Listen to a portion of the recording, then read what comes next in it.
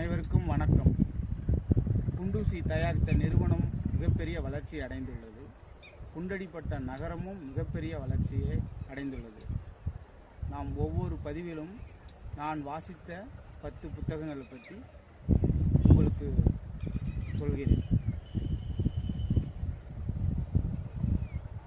சிந்தனையை ஒருமுகப்படுத்தி செல்வத்தை குவியுங்கள். ஆலிஸின் அற்புத உலகம், வெண்ணிற இரவுகள்,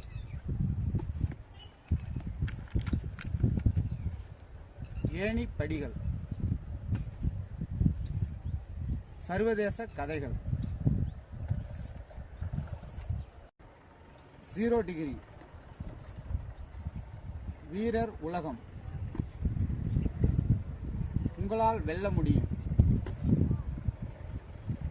நிலவளம், பணக்கார தந்தை ஏழை தந்தை,